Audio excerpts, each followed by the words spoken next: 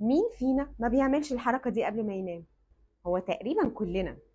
طيب عايزة انبهكوا لحاجة بقى. فاكرين هرمون الميلاتونين اللي اتكلمنا عنه قبل كده؟ اللي هو الهرمون اللي بيفرز بالليل بس. اهو الهرمون ده بقى مع الأشعة الزرقاء اللي بتيجي من الموبايل بالليل في الضلمة ما بيفرز. ليه بقى؟ اقول لكم انا ليه. لان ضوء الموبايل الازرق ده بيدي اشارات للميلاتونين ان احنا في النهار، فبالتالي هرمون الميلاتونين ما بيفرزش نهائي.